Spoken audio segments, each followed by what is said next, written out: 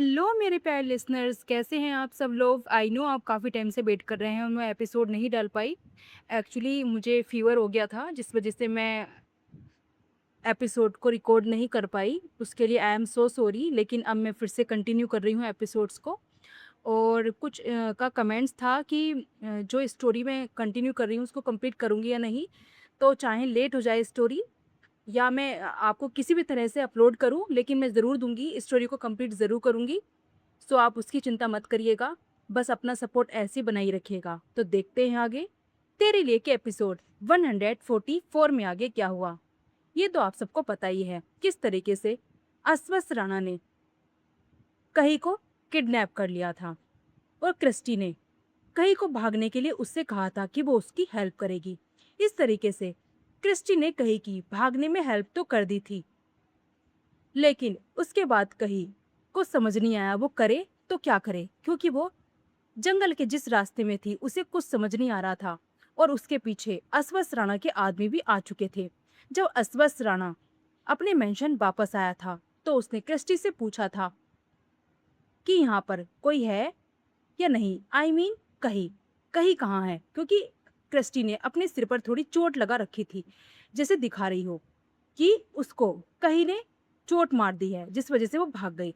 लेकिन कही को भागने में मदद किसी और ने नहीं बल्कि क्रिस्टी ने ही की थी। तो तभी अस्वस्थ राणा ने अपने आदमी कही को ढूंढने के लिए भेज दिए थे। कही सड़क पर बेतहासा भाग रही थी। उसकी नजर पीछे आदमियों की तरफ थी जो उसके पीछे भाग रहे थे। सबकी नजर उस पर पड़ चुकी थी। कही ने जब पीछे मुड़कर देखा कि कई सारे आदमी उसकी तरफ भाग रहे हैं, उसने अपनी स्पीड और बढ़ा दी।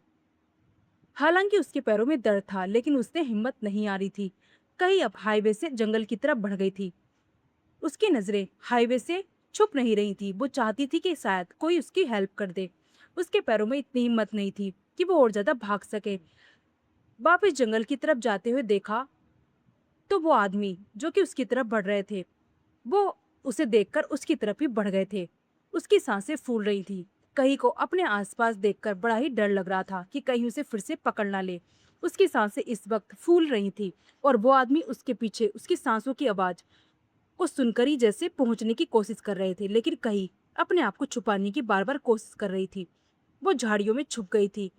उसकी सांसें बुरी तरह फूल रही थी। वो आदमी अब भागते हुए झाड़ियों के पास पहुंच गए और आसपास कहीं को ढूंढने लगे थे। इन आदमियों के पास आने से कहीं ने अपनी कसकर आंखें भी बंद कर ली थी, जैसे कहीं वो आदमी उसे पकड़कर ही यहाँ से ना ले जाएं। कहीं बुरी तरह से डर रही थी। अब आगे उसमें से एक आदमी बोला, कहाँ गई? अभी तो यही थी, ढूंढो उसको, यही कहीं आसपास छुपी हुई होगी। वो सभी आदमी जगह जगह कहीं को ढूंढ रहे थे। कहीं अपनी सांसों को रोके उस झाड़ियों में बैठी हुई थी। उसे याद आया कि कैसे वो जब सड़क पर ढूंढ रही थी और भाग रही थी, अचानक उसे कुछ दिखाई दिया। लेकिन उन आदमियों के डर के मारे कि कहीं अस्वस्थ राणा तो नहीं, तो वो फिर से जंगल की तरफ भाग आई थी। वो सभी आदमी कहीं को जगह जगह ढूंढ रहे थे। कहीं अपनी सांसों को रोके वहीं पर कुछ झाड़ियों में छुपी हुई बैठी थी। वो झाड़ियां इतनी घनी थी कि चाहकर भी वो लोग कहीं को ढूंढ नहीं पा रहे थे, क्योंकि जंगल घना होने की वजह से अभी भी हल्का अंधेरा फैला हुआ था। हालांकि झाड़ियों में कुछ कांटे भी थे, जिस वजह से कहीं के हाथ छिल गए थे, जिसमें कहीं को बहुत दर्द महसूस हो रहा था। पर वो अपने मन को पक्का करके बैठी हुई थी, किसी तरह से इस दर्द को बर्दाश्त कर रही थी। उसके कपड़े भी कांटों में उलझने की वजह से जगह जगह से फट गए थे। उन लोगों को जब काफी देर तक कहीं नहीं मिली तो वो आदमी आगे की तरफ बढ़ गए। उन आदमियों को वहां जाता देख कहीं की जान में जैसे जान आ गई। अब उसने अपना हाथ अपने मुंह से हटा लिया और गहरी सांसें लेते खुद को रिलैक्स करने लगी। वो जंगल इतना घना था कि सूरज की एक किरण भी उस जंगल के अंदर नहीं पहुंच पा रही थी। उस जंगल में अभी भी ऐसा फील हो रहा था जैसे घनी रात हो रही हो। कहीं वहां से खड़ी हुई और उसने अपने चारों तरफ देखा। अब तो उसे कोई रास्ता भी नजर नहीं आ रहा था और उसे ये भी नहीं याद था कि जब वो हाईवे की तरफ भागते हुए इस जंगल में अंदर आई थी तो वो कौन से रास्ते से आई थी, क्योंकि उसे तो सब रास्ते ही एक जैसे नजर आ रहे थे और ना ही उसे दिशाओं का ज्ञान हो रहा था। फिर भी उसे यहाँ से जाना तो था ही, क्योंकि वो ज्यादा देर तक यहाँ नहीं रुक सकती थी। हो सकता है वो आदमी वापस लौटकर यहाँ पर आ जाए, इसलिए कहीं ने किसी एक दिशा की तरफ अपने कदम बढ़ा दिए और जल्दी जल्दी आगे बढ़ने लगी। कहीं जैसे जैसे आगे बढ़ रही थी दिन का उजाला उसे नजर आ रहा था। वो समझ गई कि अब वो घने जंगल से बाहर निकल रही है, इसलिए उसने अपने कदमों की स्पीड को और ज्यादा बढ़ा दिया। वो जैसे ही जंगल से बाहर आई तो उसने सामने देखा। वो एक सुनसान इलाका था और उसके पास ही गहरी खाई। एक तरफ से वो मैदानी इलाका था और उसकी चारों तरफ हरियाली हरियाली थी, और एक साइड गहरी खाई थी। खाई वाकई में काफी ज्यादा गहरी थी। कहीं को लगा कि वो शायद हाईवे तक पहुंचने वाली है, लेकिन वो कौन सी जगह आ गई उसे समझ नहीं आ रहा था, क्योंकि वो जहां भी नजर घुमाकर देख रही थी उधर घना जंगल था। उसे ऐसा लग रहा था जैसे वो किसी भूल भुलैया में फंस गई हो। कई अब थककर घुटनों के बल वहीं बैठ गई। अब तो उसमें इतनी हिम्मत भी नहीं थी कि वो एक कदम आगे बढ़ा सके। कहीं ने अपनी आंखें बंद की और गहरी सांस लेने लगी। मनी मन बोली, कहाँ फंस गई हूं मैं, जहाँ कोई न रास्ता नजर आ रहा है और ना ही कोई उम्मीद। सोचा था कि किसी जंगल से बाहर निकल जाऊंगी, किसी न किसी तरीके से तो चली जाऊंगी, लेकिन ये जंगल खत्म होने का नाम ही नहीं ले रहा। मुझे तो पता ही नहीं मैं कहाँ हूँ और कौन सी जगह हूँ। अब कहीं ये सब सोच रही थी कि उसे काफी सारी गाड़ियों ने आकर घेर लिया। कहीं जो घुटनों के बल बैठी हुई थी, वो खड़ी होकर हैरानी से उन गाड़ियों को देख रही थी। कम से कम 10-12 ब्लैक कलर की गाड़ियों ने उसे चारों तरफ से घेर लिया था। अब तो उसकी हिम्मत भी जवाब देने लगी थी, क्योंकि मेंटली और फिजिकल तरीके से वो थक चुकी थी।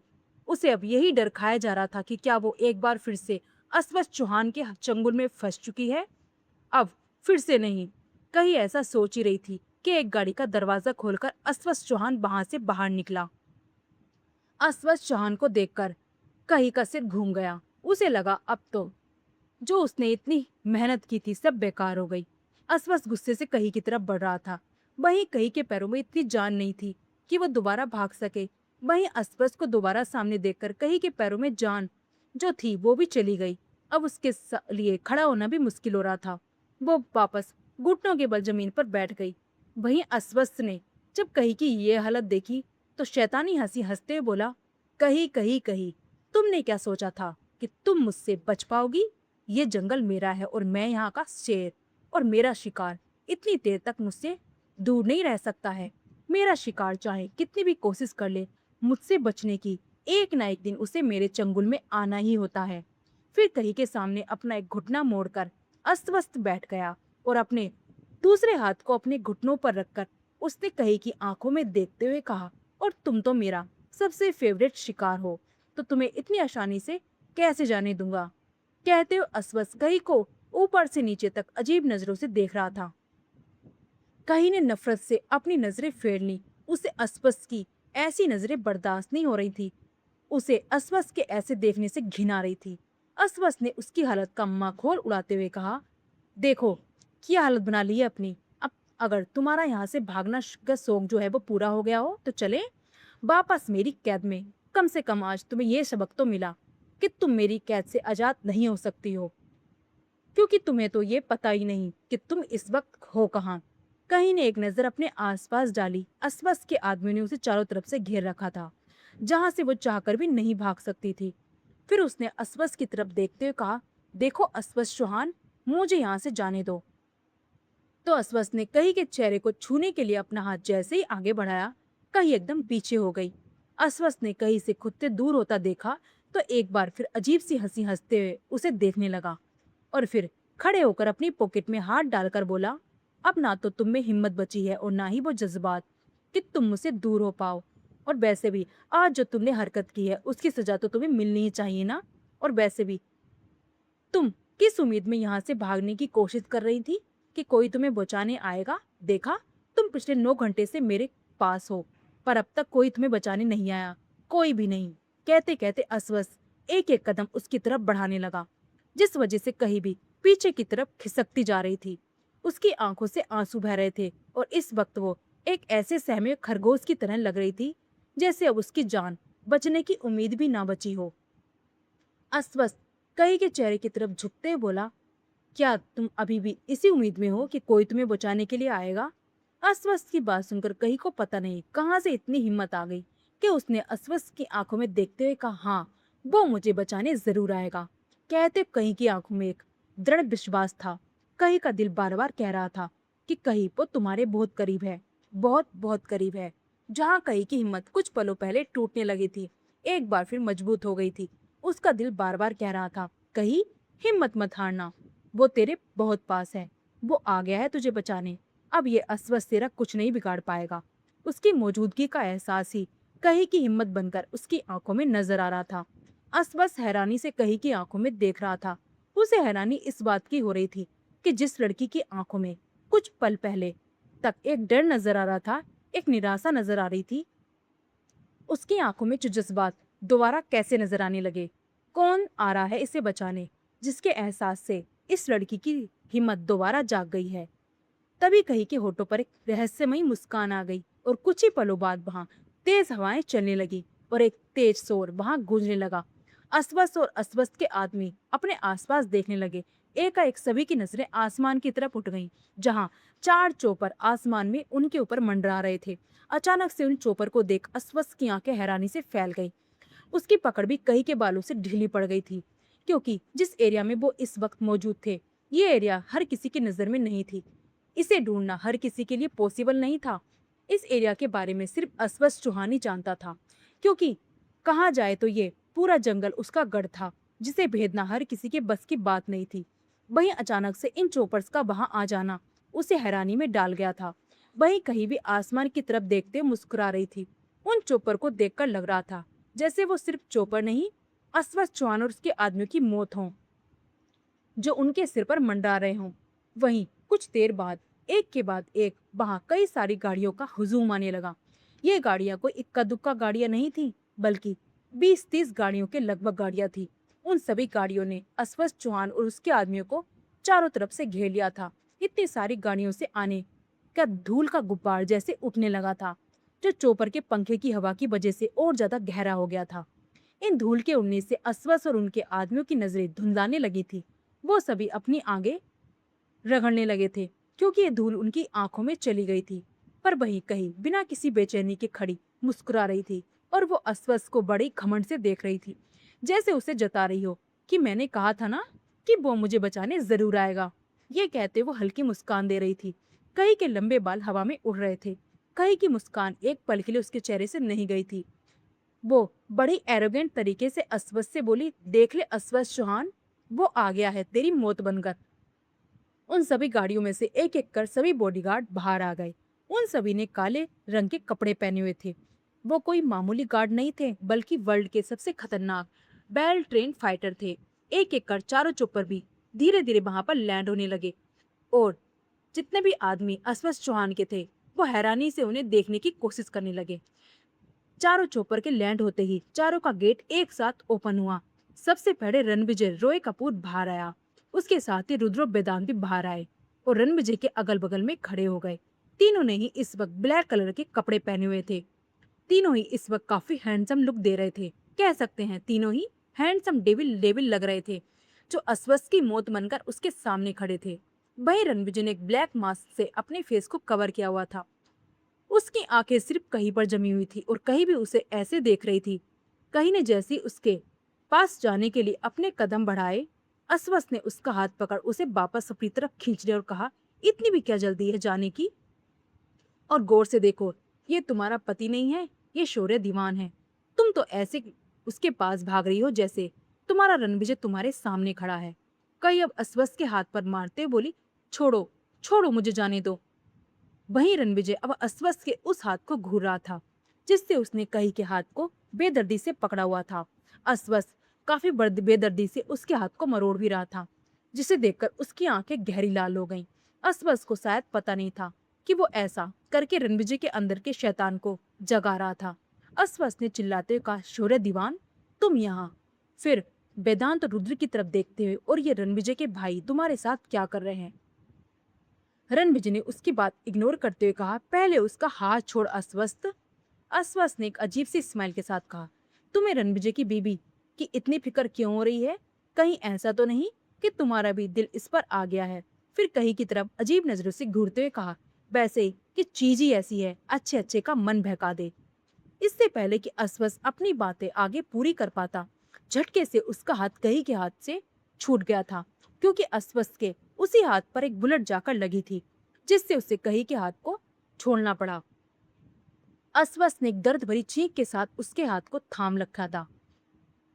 अस्वस्थ के उस हाथ से खून पानी की तरह जमीन पर बह रहा था। वहीं बुलेट की आवाज सुनकर कही ने डर से अपने दोनों कानों को बंद कर लिया।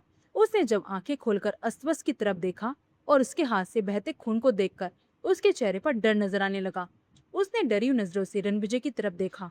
रणविजय के एक हाथ में गन थी, जिससे कही समझ गई थी कि रणविजय ने ही अस्वस्थ के हाथ पर गोली चलाई है। रणविजय ने उसकी तरफ देखते हुए अपना हाथ आगे बढ़ाया और कहा, मेरे पास आओ कही। रणविजय की आवाज सुनकर कही भागते हुए रणविजय के पास हुई और उसके सीने से लग गई। रणविजय ने भी कही को अपनी बाहों में भर लिया और हल्का सा उसके सिर को चूमते हुए कहा, तुम ठीक तो है ना? तो कही ने रणविजय के सीने से लगे हुए थे कहा, मैं ठीक हूँ, मुझे पता था तुम मुझे बचाने जरूर आओगे, डेविल कहीं के। कहते हुए करी हल्का हल्का मुस्कुराने लगी। उसके मुंह से खुद को डेविल सुनकर रणविजय भी तिरछी मुस्कुराहट देने लगा और उसका सिर अपने सीने से बाहर निकालकर हल्का सा उसके होठों पर किस करते हुए कहा, और मेरी डेविल लिटिल वाइफी, कहकर वो मुस्कुरा दिया। तुम जान हो मेरी, कहते हुए कही ने नम आंखों से रणविजय की तरफ देखा। रणविजय की गहरी नजरें भी कही को ऐसे देख रही थी जैसे वो अभी इसी वक्त कही को प्यार करना चाहता हो, लेकिन अभी उसे अस्वस्थ का सफाया भी तो करना था। वही रुद्र और वेदांत नफरत भरी नजरों से अस्वस्थ को घूर रहे थे।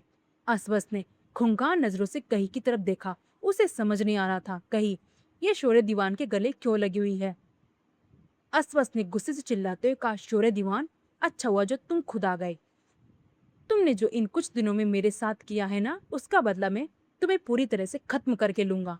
रणविजय ने उसका माखौल उड़ाते हुए कहा, तुम्हें लगता है कि तू इस हालत में तू मुझे छू भी पाएगा? याद कर, फिर से 9 घंटे, उन 9 घंटों में तुझे मैंने एक पल भी चैन से नहीं रहने दिया। याद है किस तरह से तुझे तबाह करके रख दिया मैंने? क्या तूने एक बार भी सोचा ये 9 घंटे तुझ पर इतने भारी क्यों थे?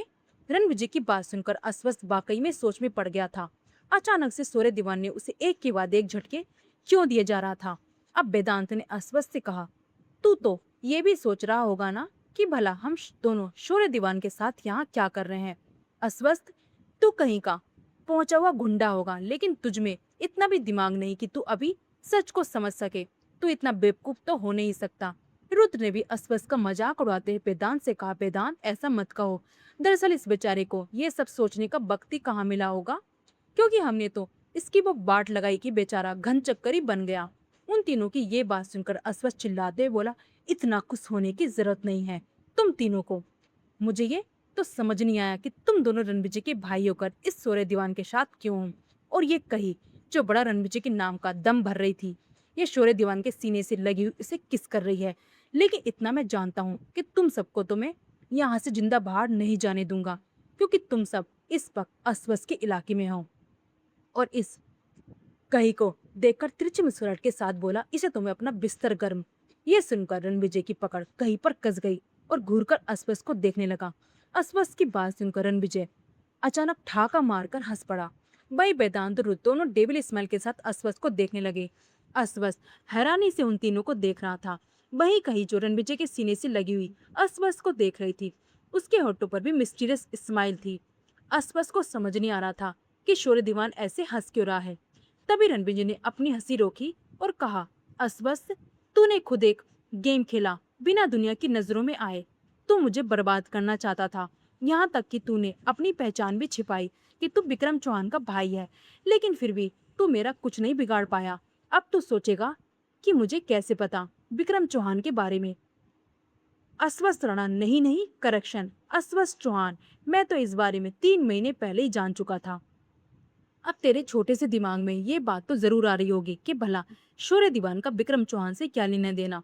तो लेना देना तो है, क्योंकि मैंने ही तो उस विक्रम चौहान को, मतलब तेरे भाई को तड़पा तड़पा कर बेरहमी से मारा था।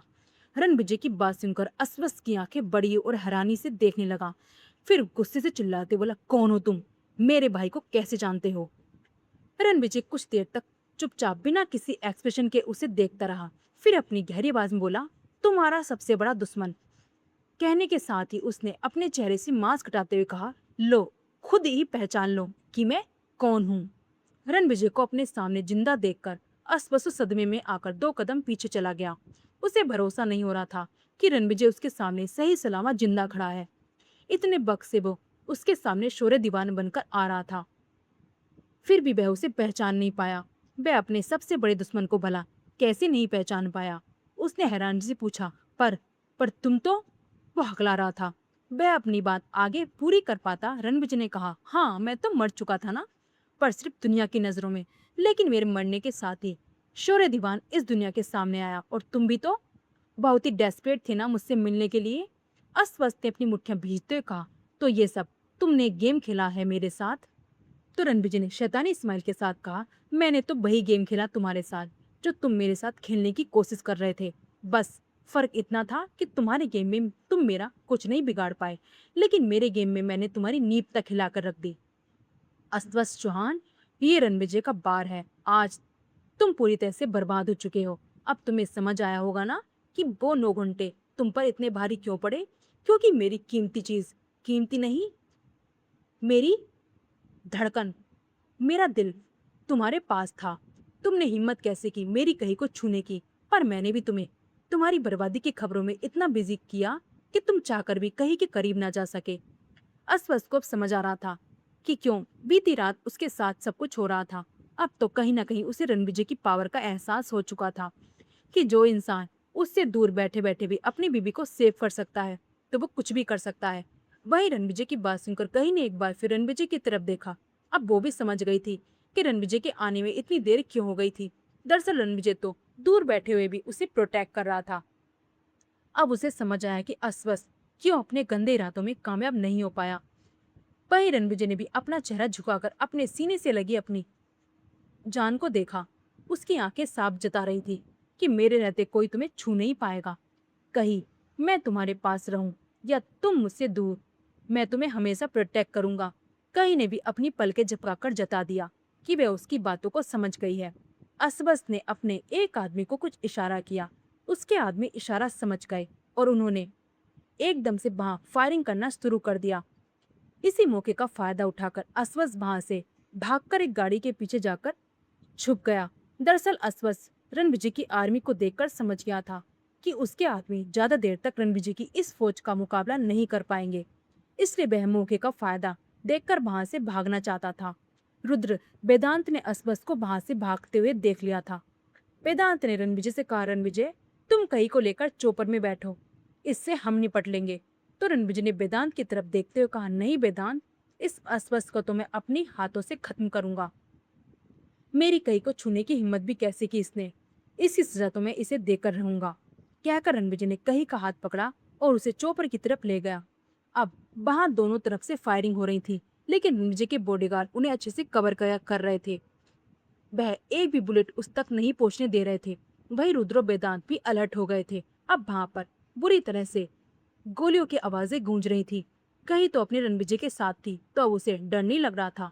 रणविजय ने कहीं को चौपर में बैठाते हुए कहा, यह तुम्हें सेफ जगह जाएंगे, मैं बस कुछ देर में तुम्हारे पास पहुंचता हूँ।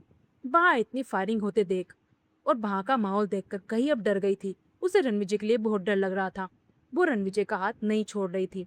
उसे रुआं से बात में कहा, रणविजय तुम भी मेरे साथ चलो ना, ये देखो ना कितनी गोलियां चल रही हैं, तुम्हें कुछ हो गया तो?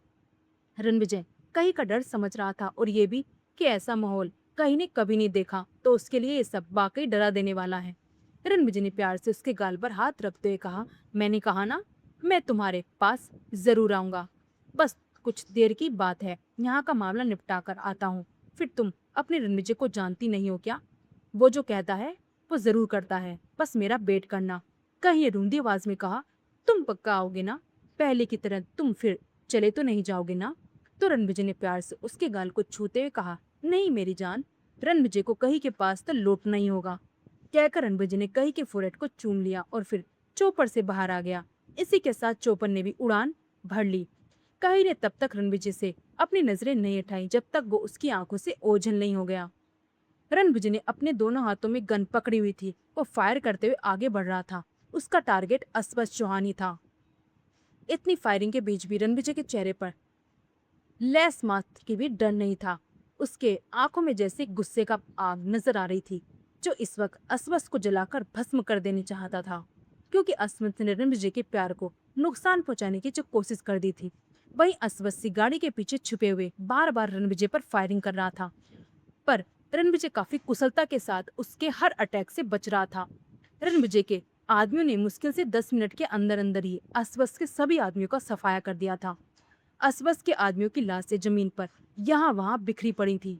हालांकि रणविजय की आर्मी के एक दो लोग भी घायल हो गए थे। वहीं अस्वस्थ मौका देखकर जंगल की तरफ भाग गया था। रणविजय उसके पीछे पीछे ही गया था। वेदांत ने रुद्र से कहा कि तुम यहाँ सब संभालो, मैं रणविजय के पीछे जा रहा हूँ। वो इस वक्त अकेला है। वेदांत की बात सुनकर रुद्र ने कहा, ठीक है, मैं कुछ आदमियों को भी तुम्हारे साथ भेज देता हूँ, अस्वस्थ को ढूंढने में तुम्हारी मदद करेंगे। तब वेदांत ने हाँ में सिर हिलाया और वो जंगल की तरफ बढ़ गया। रुद्र ने कुछ आदमियों को इंस्ट्रक्शन देकर वेदांत और रणविजय के पीछे भेज दिया। वहीं आसपास इस जंगल को अच्छी तरह से जानता था और वो ये भी जानता था कि जंगल में कौन सी जगह छुपने के लिए बेहतर है। वह इस वक्त फार्म हाउस जाना नहीं चाहता था, क्योंकि फार्म हाउस की तरफ तो रणविजय उसे आसानी से ढूंढ सकता है। आसपास भागते हुए इस वक्त जंगल के सबसे घने इलाके में पहुंच गया था, जहाँ दिन के वक्त भी अंधेरा छाया रहता था और जंगली जानवरों की आवाज भी गूंज रही थी। अस्वस्थ ने एक बार पीछे मुड़कर देखा। जब उसे लगा कि उसके पीछे कोई नहीं आ रहा है, तो वह बड़े से पेड़ के सामने जाकर रुक गया। वहीं रणविजय अस्वस्थ के पीछे पीछे भागते उसी जगह तक पहुंच गया था, लेकिन उसे अस्वस्थ नजर नहीं आ रहा था। रणविजय को इतना तो पता था कि अस्वस्थ इसी तरफ आया है, और वो ये भी जानता था कि अस्वस्थ उस पर छुपकर वार करने की कोशिश जरूर करेगा। इसलिए वो अपने हाथ में गन पकड़े हुए एक एक कदम को आगे की तरफ सदे तरीके से रख रहा था। वो इस वक्त बिल्कुल अलर्ट पोजीशन में था और हर एक आहट पर उसका पूरा फोकस था। रणविजय अब उस बड़े से पेड़ के नीचे ही खड़ा था, जहां से अस्वस्थ गायब हुआ था। रणविजय अपनी चील जैसी नजरों से अपने चारों तरफ देख रहा था। वो किसी भी कीमत पर अस्वस्थ को यहाँ से भागने नहीं दे सकता था। इसका भी एक बहुत बड़ा कारण था, क्योंकि उसका मिशन अभी तक पूरा नहीं हुआ था। रणविजय को अब जब काफी देर तक वहां अस्वस्थ का कोई निशान नजर नहीं आए, उसकी मौजूदगी का कोई एहसास नहीं हुआ, तो उसने अपने कदम आगे की तरफ बढ़ा दिए। लेकिन अभी वो 2 कदम चला ही था कि उसके कदम वहीं रुक गए। वो वापस उसी जगह आया और एक जगह उसकी नजर ठहर गई और उसके फेस पर एक खतरनाक स्माइल आ गई। रणविजय को ढूंढते वेदांत और आदमी भी वहां पहुंच गए थे। वेदांत ने रणविजय से पूछा, क्या अभी तक तुम्हें अस्वस्थ नहीं मिला? तो रणविजय ने वेदांत की तरफ देखा और कहा, मिल गया है वो। कहकर रणविजय अपनी आंखों से एक तरफ देखने का इशारा किया, तो वेदांत की नजरें भी उस तरफ चली गईं और उसके चेहरे पर भी डेविल स्माइल आ गई। और वह जैसे ही उसकी तरफ बढ़ने लगे, रणविजय ने उसे रुकने का इशारा किया। रणविजय के रोकने से वेदांत के कदम जहाँ थे वहीं रुक गए और वो सवाले नजरों से रणविजय को देखने लगा। तो रणविजय ने अपनी एक खाली गन को उस तरफ निशाना लगाते हुए फेंका। इसी के साथ एक धारदार हथियार वहां से हवा की तेजी से गुजरा। दरअसल वो हथियार इतना खतरनाक था कि अगर वेदांत एक कदम और आगे बढ़ाता तो उसके शरीर के आर पार हो सकता था।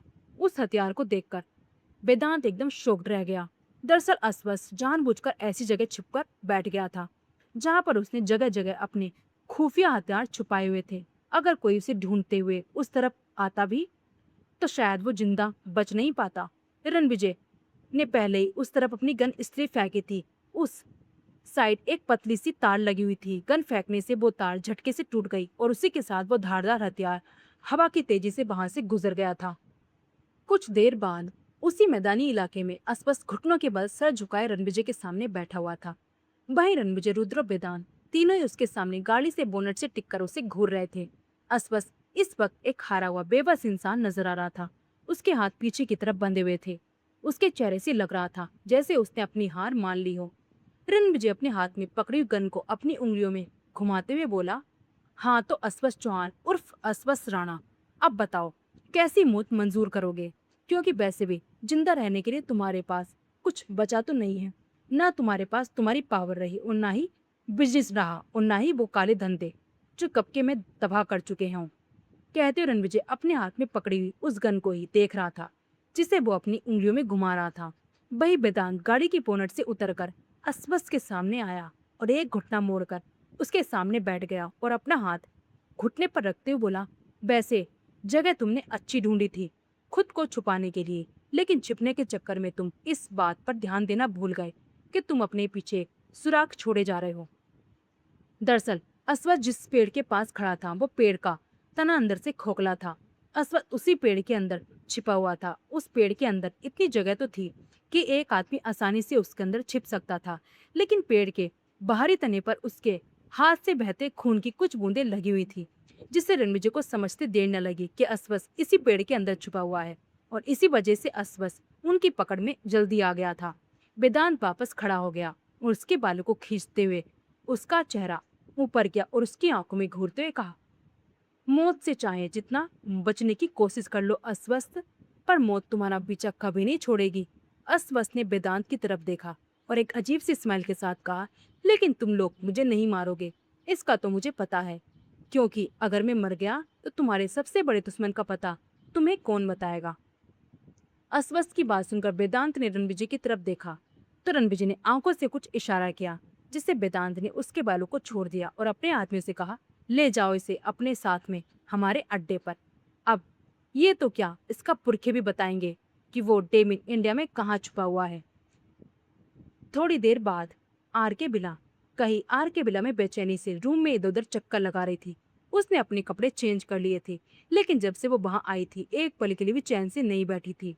उसे रणविजय की चिंता हो रही थी, क्योंकि कहीं ने वहां का जो माहौल देखा था वो उसके जहन से जा नहीं रहा था। कई बार बार बालकनी की तरफ आकर मेन गेट की तरफ देख रही थी कि शायद रणविजय वापस आ गया हो, लेकिन जैसे ही कोई नजर नहीं आता तो वो फिर से निराश होकर वापस अंदर चली जाती। आखिरकार कई थककर बेड पर सारे टिक लगाकर फर्श पर ही बैठ गई। पिछले कुछ घंटों में वो जो भी उसके साथ हुआ था उसकी थकान से काफी आंखें गहरी होने लगी थी, जिस वजह से वो अपनी आंखें वापस बंद करके ले बैठ गई। इधर रणविजय आर के बिला लौट आया था। वही उसने एक सर्वेंट से कही के बारे में पूछा तो सर्वेंट ने उसे बता दिया, मैम आपके रूम में ही है। आर के बिला में काम करने वाले हर सर्वेंट रणविजय के काफी भरोसेमंद आदमी थे। पिछले कुछ दिनों में रणविजय कई बार आर के बिला आया था, पर यहाँ के सर्वेंट ने ये बात कहीं लीक नहीं की थी। रणविजय ने अपने कदम अपने रूम की तरफ बढ़ा दिए। उसने जब रूम का डोर खोला तो सबसे पहले उसकी नजर कहीं पर गई, जो फर्श पर ही बेड से सिर टिकाए सो गई थी। नींद में होने की वजह से उसका फेस एक तरफ झुका हुआ था। उसके चेहरे पर उसकी थकान साफ नजर आ रही थी। रणविजय ने अपने कदम अपनी कही की तरफ बढ़ा दिए। उसने धीरे से कही को अपनी गोद में उठाया और उसे बेड पर लेटा दिया। रणविजय उसके बगल में ही बैठ गया और उसका हाथ अपने हाथ में लेकर अपने दूसरे हाथ से उसके सिर को प्यार से सहलाने लगा। वो धीरे से बोला, मेरी वजह से तुम्हें भी काफी स्ट्रगल करना पड़ता है, कहीं कहीं ना कहीं इस बात के लिए मुझे गिल्ट भी महसूस होता है। जानता हूँ पिछले कुछ घंटों में तुमने काफी कुछ सहा होगा, कितना डर लगा होगा तुम्हें, कितनी घबराई होगी तुम उस असबस की कैद में। लेकिन बेचैन तो मैं भी आया था जब से पता चला था कि तुम उस असबस चौहान की कैद में हो। मैं एक पल के लिए भी चैन से नहीं रह पाया था। तभी रणविजय की नजर कही के उस हाथ पर गई जिस पर उसने पट्टी बांधी हुई थी। तब उसे एहसास हुआ कि कही के हाथ पर चोट भी लगी है। वो प्यार से अपनी बीबी के सिर को सहला रहा था। उसे वो वक्त याद आया कि जब उसे पता चला था कि कहीं अस्वस की चौहान की कैद में है, तो उसका दिल जैसे फटने को हो गया था। रणविजय ने उसके हाथ को अब थाम लिया और दर्द की वजह से कहीं नींद में कसमसाने लगी। कहीं को दर्द में देखकर रणविजय की बोहें जैसे तन गई। उसे अस्वस पर बहुत गुस्सा आ रहा था। उसका मन कर रहा था कि इससे भी कहीं ज्यादा घाव वो उस अस्वस के शरीर पर दे। उसने धीरे से अपने होंठ कहीं के उस हाथ पर रख दिए। कहीं को नींद में भी किसी के अपने आसपास होने का एहसास हुआ तो उसने झटके से अपनी आंखें खोल दी। उसे अभी भी ऐसा लग रहा था कि अस्वस की कैद में है, इसलिए उसकी आंखों में एक डर नजर आ रहा था। लेकिन जब उसने रणविजय को सामने देखा तो वो जल्दी से उठकर गले लग गई और रोते बोली, रणविजय तुम आ गए, मैं कब से तुम्हारा इंतजार कर रही थी, पता है मुझे कितना डर लग रहा था। रणविजय ने उसे शांत करवाते हुए कहा, रिलैक्स जान, मैंने कहा था ना कि मैं तुम्हारे पास लौटकर जरूर आऊंगा। ये रणविजय की जबान है, जब एक बार कह दिया तो वो पूरी करके ही रहता है। कई रणविजय से दूर हुई और रूंधे गले से बोली, तुम्हें पता है रणविजय, मुझे कितना डर लग रहा था उस अस्वस की कैद में। वो बहुत खतरनाक आदमी है, पर मैंने भी खुद को सेफ रखने की पूरी कोशिश की। तुमने जो जो मुझे सिखाया मैंने वो सब किया। मैं एक बार भी उससे नहीं डरी थी, पर अंदर ही अंदर मुझे बहुत डर लग रहा था। मैंने भी सोच लिया था रणविजय, अगर उस अस्वस ने मेरे साथ कुछ करने की कोशिश की तो मैं खुद को खत्म, इससे पहले कि कहीं अपनी बात पूरी कर पाती। रणविजय ने उसके होठ पर अपने होठ रख दिए और उसे बेतासा चूमने लगा। उसके किस करने में इस समय पर थोड़ा गुस्सा भी था। थोड़ी देर बाद उसने उसे छोड़ा और फिर डांटते हुए कहा, खबरदार जो ऐसी बात की तुम तो कहती हो कि तुम स्ट्रांग बनना चाहती हो, तो ऐसे स्ट्रांग बनोगी तुम? खुद को कभी खत्म करने के बारे में सोचना भी मत, बल्कि उसे खत्म करने के बारे में सोचना जो तुम्हें नुकसान पहुंचाने की कोशिश कर रहा हो, समझी? कही गहरी गहरी सांसें लेकर अपना सिर हाँ में हिलाते बोली, हाँ, मैंने भी असबस को नहीं छोड़ा था। तुम्हें पता है, मैंने भी उसे सबक सिखाया था। तो रणविजय ने हैरानी से पूछा, तुमने? फिर स्माइल करते हुए कहा, क्या बात है कही, वैसे क्या क्या किया था तुमने? तो कही एक एक बार उसे सारी बातें बता रही थी। उसे ये भी बताया कि उसका हाथ किस वजह से कटा था, पर उसका घाव अस्वस्थ की वजह से ही बढ़ा था, जिस वजह से अभी तक उसके हाथ से खून बहना बंद नहीं हुआ था। जहां रणविजय को कहीं ना कहीं खुशी हो रही थी कि कहीं नहीं हिम्मत नहीं हारी थी, उसने डटकर अस्वस्थ का सामना किया था। वहीं उसे अस्वस्थ पर बहुत गुस्सा भी आ रहा था। वो साफ देख पा रहा था कि उसकी वो कही जो हमेशा घबराई हुई सहमी हुई रहती है, अब वो काफी स्ट्रांग हो गई थी और वो खुद को प्रोटेक्ट करना भी जानती थी। उसने कही के घायल हाथ को अपने हाथ में लिया और उसके हाथ से पट्टी हटाते हुए कहा, तो मेरा तुम्हें ट्रेनिंग देना बेकार नहीं गया कहीं। मैं बहुत खुश हूँ कि तुम असबस के सामने कमजोर नहीं पड़ी। कहने के साथ ही रणविजय ने कही के हाथ से पट्टी हटा दी थी और वो गौर से कही के घाव को देख रहा था। कट वाकई में काफी गहरा था और रणविजय के छूने से कही को बहुत दर्द भी हो रहा था। वो बार बार अपना हाथ रणविजय के हाथ से छुड़ाने की कोशिश कर रही थी। छोड़ो मुझे रणविजय, बहुत दर्द हो रहा है, कहते हुए कही की आंखों में आंसू आने लगे। तो रणविजय ने उसके हाथ को थोड़ा टाइट पकड़ते हुए कहा, चुप करके बैठी रहो, देखो कितना गहरा घाव है, अभी मुझे इसका फर्स्ट एड करना होगा, यहाँ से हिलना मत। कहकर रणविजय बेड से उठ गया और फर्स्ट एड का बॉक्स लेकर वापस उसके सामने बैठ गया। रणविजय ने एक बार फिर कही का हाथ पकड़ा और एक लिक्विड से उसका हाथ साफ करने लगा। इस लिक्विड की वजह से कही को काफी जलन हो रही थी, इसलिए वो बार बार अपना हाथ रणविजय की पकड़ से छुड़ा रही थी। मुझे छोड़ो, मैं खुद कर लूंगी, मुझे कितना दर्द हो रहा है। तो रणविजय ने उसे फिर एक बार डांटा, चुपचाप बैठी रहो, मैंने कहा ना मैं कर लूंगा। कही मुंह बनाते हुए रणविजय को घूरने लगी। वही रणविजय के कही के हाथों पर पट्टी करते हुए बोला, अभी तो बड़ी बड़ी बातें कर रही थी, मैंने उस अस्वस्थ का मुकाबला किया, ऐसा किया वैसा किया, अब दवा लगाने से तुम्हें डर लग रहा है? तो कही ने मुंह बनाते हुए कहा, उस वक्त तुम नहीं थे ना मेरे पास मेरे नखने उठाने के लिए, इसलिए मुझे अकेले ही ये सब करना था। अब तुम सामने हो तो अपने नखरे तो दिखाऊंगी ना। कहते हुए कही स्माइल करने लगी। तो रणविजय ने भी स्माइल करते उसकी तरफ देखकर अपना सिर नामे हिलाया और कहा, कही तुम भी ना। कही ने कुछ सोचते हुए पूछा, रणविजय एक बात बताओ, तुमने मुझे कैसे ढूंढा कि मैं कहाँ हूँ? वो तो बहुत बड़ा जंगल था। रणविजय ने कही का हाथ दूसरा हाथ उठाकर उसे दिखाया।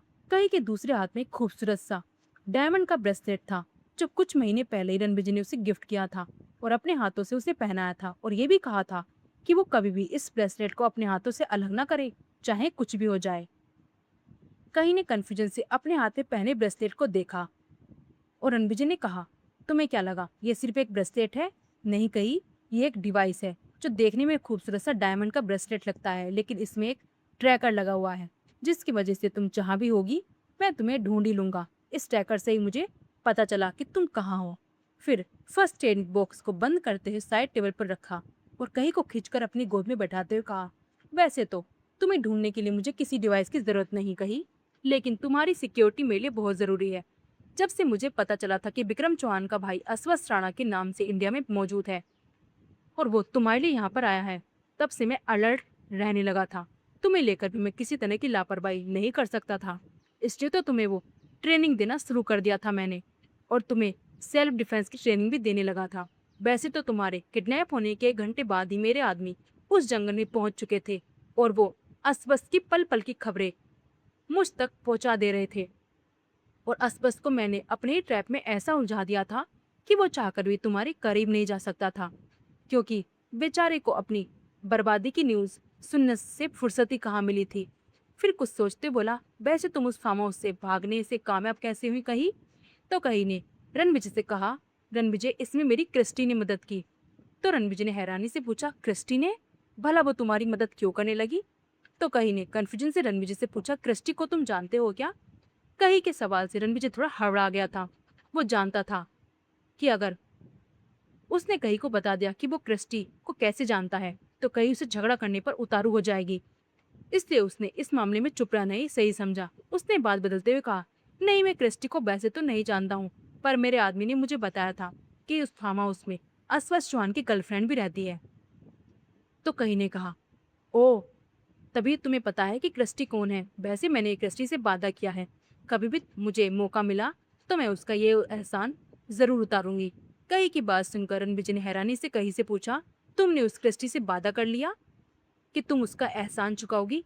कहीं उसने तुमसे कुछ ऐसा मांग लिया जो तुम ना दे पाओ तो कहीं ने कहा, वो भला मुझसे ऐसा क्या मांगेगी जो मैं ना दे पाऊं? तो रणविजय ने अपने मन ही मन कहा, हाँ, वो तुमसे तुम्हारा पति मांग ले, तब तुम क्या करोगी? कही, तुम्हें नहीं पता, उस क्रिस्टी को जब पता चलेगा कि तुम्हारा हस्बैंड रणविजय जिंदा है तो फिर से वो जंगली बिल्ली की तरह मेरे पीछे पड़ जाएगी। पहले वो काफी भड़की हुई है क्योंकि मैंने जो उसके साथ किया है ना, वो डेफिनेटली मुझसे बदला तो जरूर लेना चाहेगी। फिर रणविजय ने बाल बदलते हुए कही से कहा, वो सब छोड़ो, तुम मुझे ये बताओ कि घर चलना है कि नहीं? तो कही ने आंखें बड़ी करते हुए रणविजय से पूछा, क्या तुम भी मेरे साथ चल रहे हो? कहते हुए कही के चेहरे पर खुशी नजर आने लगी। तो रणविजय ने कही के गालों को पिंच करते हुए कहा, नहीं जान, मैं अभी तो तुम्हारे साथ घर नहीं जा रहा। मैंने बताया ना कि मेरा मकसद अभी पूरा नहीं हुआ है, बस कुछ दिन और फिर तुम्हारा रणविजय हमेशा तुम्हारे साथ तुम्हारे पास ही रहेगा। कही ने मुंह बनाते हुए कहा, रणविजय, तुम्हारा ये कुछ दिन काफी दिन से सुन रही हूँ, अब चुपचाप मेरे साथ मेरे घर चलो। मैं कुछ नहीं जानती, कभी अब जिद पर आ गई थी, जैसे वो अपने साथ रणविजय को लेकर ही जाएगी और बार बार उसे खींचतानी में लग चुकी थी कि वो उसे वापस अपने साथ कपूर मेंशन लेकर जाएगी। रणविजय उसे देखकर परेशान हो गया था। कही की जिद को देखकर उसने गहरी सांस ली, फिर कही के सॉफ्ट गालों को अपनी उंगलियों से सहलाते हुए कहा, कही, please try to understand me. तुमने ये तो कहा था ना कि तुम मेरे मकसद के आड़े कभी नहीं आओगी, फिर ये जिद क्यों कर रही हो? रणविजय की बात सुनकर कही ने नाराजगी भरी नजरों से अपनी नजरें फेर ली। तो रणविजय ने भी बड़े ही प्यार से नामे से हिलाया और कही को बेड पर लिटा दिया। फिर उसके बगल में लेटते हुए कहा, अभी तुम थोड़ा सा आराम कर लो, बाकी की बात में करेंगे। अगर तुम आराम नहीं करना चाहती तो हम कुछ और भी कर सकते हैं। ये कहते उसके चेहरे पर नोटी स्माइल थी, पर कही सोना तो बिल्कुल नहीं चाहती थी। उसे लग रहा था कि वो अपनी आंखें बंद करेगी तो रणविजय उसे फिर से छोड़कर चला जाएगा, लेकिन उसकी बात सुनकर वो उसे घूरने लगी। तो उसने एक प्लान बनाया और कहा, मैं सो रही हूँ लेकिन तुम मुझसे दूर नहीं जाओगे। ऐसा कहकर उसने रणविजय को पकड़ लिया और कहा, नहीं, तुम नहीं जाओगे ना? रणविजय ने नामे से हिलाया तो कही ने उसे घूरा और फिर कहा, नहीं, मैं नहीं सोऊंगी, मुझे पता है तुम फिर मुझे छोड़कर चले जाओगे ना। रणविजय कही के डर को अच्छे से समझ रहा था, इसलिए उसने कही के फोrehead पर अपने होंठ रख दिए और उसे चूमते हुए कहा, मुझे पता है कि इस वक्त तुम्हारा दिल कितना डरा हुआ है, पर तुम चिंता मत करो जान, जब तक तुम जाग नहीं जानती मैं कहीं नहीं जाऊंगा, मैं यहीं पर हूँ। अब तुम रिलैक्स होकर सो जाओ। रणविजय के ऐसे कहने पर कही को थोड़ी तसल्ली हो गई। कम से कम रणविजय उसे पहले की तरह नींद में छोड़कर तो नहीं जाएगा ना। कही ने रणविजय के सीने से लगकर अपनी आंखें बंद कर ली और रणविजय की कमर को कसकर पकड़ लिया, जैसे उसे डर हो कि रणविजय उसे वापस छोड़कर कहीं चला जाएगा। रणविजय अभी भी प्यार से कही के सिर को सहला रहा था। तभी कही ने एक बार फिर अपनी आंखें खोली और रणविजय की तरफ देखते हुए कहा, रणविजय, तुम्हें पता है कुछ दिनों बाद हमारे दोनों बच्चों का बर्थडे है, क्या तुम इस बार भी उनके बर्थडे पर साथ नहीं होगे? पिछले 4 सालों से वो अपना बर्थडे बिना अपने डैड के मना रहे हैं, तो क्या इस बार भी ऐसा ही होगा? कही की बात सुनकर रणविजय सोच में पड़ गया कि वो क्या करेगा। इन सब में उसका यह ध्यान तो नहीं रहा था कि उसके बच्चों का बर्थडे भी आने वाला है। हालांकि उसे पता था कि उसके बच्चों का बर्थडे कब है। रणविजय ने स्माइल करते हुए कहा, नहीं, इस बार मेरे बच्चे मेरे बिना अपना बर्थडे सेलिब्रेट नहीं करेंगे। इस बार उनकी मम्मा और डैड दोनों ही उनके साथ होंगे। अब तो खुश, चलो अब सो जाओ। रणविजय की बात सुनकर कही खुशी से चहकते उठ गई और कहा, सच में रणविजय, मतलब तुम उनके बर्थडे वाले दिन हमेशा के लिए घर आ जाओगे? तो रणविजय ने उसकी किसी बात का कोई जवाब नहीं दिया और कही को खींचकर अपने करीब करते हुए कहा, तो तुम्हारा सोने का मूड नहीं है तो मैं सोचता हूँ अपना किसी और ही चीज का मूड बना लो।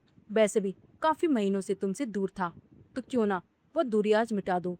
इस बारे में तुम क्या सोचती हो? कही रणविजय की बात का मतलब कही अच्छे से समझ रही थी, लेकिन अभी वो वाकई में बहुत थकी हुई थी और इसलिए फिलहाल के लिए वो रणविजय को बिल्कुल नहीं झेल सकती थी। इसलिए वो जल्दी से पिलो पर सिर रख के वापस लेट गई और अपनी आंखें बंद करते बोली, तुम ऐसा वैसा कुछ मत सोचो, मुझे बहुत नींद आ रही है और मुझे डिस्टर्ब मत करना। उसने एक बार फिर रणविजय के सीने पर अपना सिर छुपा लिया और अपनी आंखें बंद कर ली। कही की यह हरकत देखकर रणविजय को कही पर बहुत प्यार आ रहा था। उसने झुककर कई के सिर को चूम लिया और उसे अपनी बाहों में कसकर भर लिया। कुछ ही देर में कई की गर्म सांसें रणविजय को अपने सीने पर महसूस हो रही थी। रणविजय ने जब देखा कई गहरी नींद में सो चुकी है तो उसने आहिस्ता से कई को खुद से दूर किया। कई को इतना सुकून से सोते देखकर रणविजय के मन को राहत मिल रही थी। उसकी कई अब बिल्कुल सेफ उसके पास थी। उसने कई के होठों पर लाइट किस की और फिर बेड से नीचे उतर गया। सोफे पर बैठे उसने अपना लैपटॉप ऑन किया और उस पर कुछ काम करने लगा। बीच बीच में उसकी नजर कई की तरफ जा रही थी। कई को अपने सामने देखकर रणविजय को जैसे सुकून सा मिल रहा था। शाम का वक्त एक ब्लैक कलर की मर्सिडीज बेंच कपूर मैंशन से थोड़ा दूरी पर खड़ी थी। उसकी ड्राइविंग सीट पर रणविजय बैठा हुआ कहीं को देख रहा था। कहीं जो मुंह फुलाए विंडो से बाहर देख रही थी। तो रणविजय ने उसके बालों पर हाथ फेरते हुए कहा, अब गुस्सा छोड़ दो ना जान। कहा ना कुछ दिन की बात और है, मैं वापस लौट आऊंगा। अगर तुम ऐसी नाराज रही तो मैं अपने मिशन को फोकस नहीं कर पाऊंगा। रणविजय की बात सुनकर कहीं ने एक गहरी सांस ली और रणविजय की तरफ देखा। कहीं ने रणविजय का हाथ पकड़ते हुए कहा, रणविजय मुझसे प्रॉमिस करो कि तुम खुद को बिल्कुल सेफ रखोगे और तुम सही सलामत मेरे पास लौट कर आओगे। तो रणविजय ने भी कहीं के हाथ पर अपना हाथ रखते हुए कहा, क्या मैंने आज तक तुमसे कभी झूठा प्रॉमिस किया है? और मैं लौटकर तुम्हारे पास नहीं आऊंगा तो कहाँ जाऊंगा? तुम्हें क्या लगता है, क्या ये दूरी सिर्फ तुम्हें बेचैन करती है? मैं भी तो इतने महीनों से अपने परिवार से, अपने बच्चों से और तुमसे दूर हूँ। बल्कि तुमसे भी कहीं ज्यादा मुझे जल्दी है अपने घर लौटने की। फिर रणविजय कुछ देर चुप रहने के बाद बोला, कुछ बातें ऐसी होती हैं कहीं जिन्हें मैं पूरी तरह से तुम्हें नहीं बता सकता, सिर्फ इस वजह से कि कहीं तुम टेंशन ना लेने लगो। लेकिन बस मैं जो कर रहा हूँ तुम्हारे बच्चों की सेफ्टी के लिए कर रहा हूँ। आप कहीं भी रणविजय की बात समझते हो हल्का सा मुस्कुराई और अपनी पलकें झपकाते हुए रणविजय से कहा, रणविजय ठीक है, मैं तुमसे अब नाराज नहीं हूँ। तुम अपने मिशन पर पूरी तरह से फोकस करो। इतने दिन इंतजार में निकल लिए, कुछ दिन और सही, पर याद रखना उसके बाद मैं तुम्हें ऐसे कहीं नहीं जाने दूंगी। कहकर कहीं जैसी डोर ओपन करने लगी तभी उसके हाथ रुक गए। उसने एक बार फिर पलटकर रणविजय की तरफ देखा। रणविजय अभी भी कहीं को देख रहा था। कहीं ने रणविजय के गले लगते हुए कहा, रणविजय हो सके तो बच्चों के बर्थडे पर जरूर आ जाना। तुम्हारे दोनों बच्चे तुम्हें बहुत मिस करते हैं, प्लीज। कहीं की बात सुनकर रणविजय ने उसके दोनों गालों पर अपने हाथ रखे और कहीं के होठों पर किस करने लगा और कुछ देर बाद ही उससे दूर होकर कहा, मैंने कहा ना, हमारे बच्चे अपना 5th बर्थडे मेरे साथ ही मनाएंगे, मेरे बिना नहीं। अब तुम जाओ, क्योंकि तुम कल से घर पर मौजूद नहीं थी तो बच्चों को भी तुम्हारी फिक्र हो रही होगी। वैसे रुद्र वेदांत ने घर में सब कुछ संभाल लिया है और बच्चों से भी यही कहा है कि तुम बिजनेस के सिलसिले में बाहर गई हो। अच्छा हुआ रणविजय कि तुमने मुझे बता दिया, वरना तो मुझे समझ नहीं आ रहा था कि मैं बच्चों को क्या समझाऊंगी। फिर कहीं गाड़ी से बाहर निकल गई और मैंशन की तरफ अपने कदम बढ़ा दिए। रणविजय की गाड़ी तब तक वहां खड़ी रही जब तक कि कहीं मेन गेट से अंदर नहीं चली गई। जैसे ही कहीं मेन गेट से अंदर गई, रणविजय ने अपनी गाड़ी आगे बढ़ा दी। इधर कहीं अभी हॉल में आई थी। हॉल में मौजूद दादी और अनीता जी दोनों ने जब कहीं को देखा तो खुशी से चहकते खड़ी हो गई। कहीं भी भागते हुए अनीता जी और दादी जी के गले लग गई। दादी ने रोते हुए कहीं से कहा, कहाँ जले गई थी मेरी बच्ची? तू ठीक तो है ना? पता है हम कितना घबरा गए थे तेरे लिए। कल से तुझे पता है बच्चे कितना परेशान हो रहे हैं तेरे लिए। हम सब बहुत परेशान थे। तो कहीं ने दादी को वापस सोफे पर बैठाते हुए कहा, माँ दादी पहले आप बैठो और मैं बिल्कुल ठीक हूँ, आप चिंता मत करो। तभी वहां सारिका और प्रिया भी आ गए। दोनों ने जब कहीं को ठीक ठाक अपने सामने देखा तो सारिका ने कहीं को गले लगाते हुए कहा, कहाँ चली गई थी कहीं? हमारी जान निकल गई थी। तुझे पता है हम सब कितना परेशान हो गए थे? और कौन थे वो लोग जिन्होंने तुम्हारी किडनैपिंग की है? कहीं कुछ कहती तभी वेदांत अंदर आते हुए बोला, सारिका मैंने बताया तो था, वो हमारे बिजनेस ड्राइवर्स थे। अब वो सब बातचीत बातें छोड़ो, इतने सवाल पूछकर इससे परेशान मत करो। पहले ही ये पूरा दिन परेशान रही है। तो सारिका ने भी हाँ में सिर हिलाया और कहीं को सोफे पर बैठाते हुए कहा, कहीं तुम ठीक तो हो ना? तो कहीं ने अपना सिर हाँ में हिला दिया। फिर कहीं ने सारिका से पूछा, दी बच्चों को कुछ पता तो नहीं है ना? तो प्रिया ने जवाब देते हुए कहा, तुम उसकी चिंता मत करो कहीं, बच्चों से हमने यही कहा है कि तुम बिजनेस के सिलसिले में बाहर गई हुई हो, इसलिए उन्हें तुम्हारी किडनैप होने के बारे में कुछ नहीं पता। हाँ, पर वो तुम्हें मिस बहुत कर रहे थे। कई भी उसकी बात सुनकर थोड़ी उदास हो गई थी क्योंकि वो अपने बच्चों को भी बहुत मिस कर रही थी। लेकिन उसके मन में एक खुशी भी थी कि जब रणविजय आएगा उसके बर्थडे पर तो बच्चे खुशी से फूले नहीं समाएंगे और खुश हो जाएंगे। यह सोचकर ही वो मुस्कुरा रही थी, लेकिन अपने अंदर ही अंदर, क्योंकि अगर वो ऐसे मुस्कुराती तो सब लोग उसे देखकर हैरान ही रह जाते। सो गाइज, आई नो मैंने काफ़ी दिन से चैप्टर नहीं दिया था, तो ये चैप्टर मैंने लॉन्ग रखा है आपके लिए। आई होप आपको पसंद आए। तो प्लीज़ चैनल को लाइक, शेयर, सब्सक्राइब ज़रूर करिएगा एंड कमेंट बॉक्स में ज़रूर बताना आपको स्टोरी कैसी लग रही है। Thank you.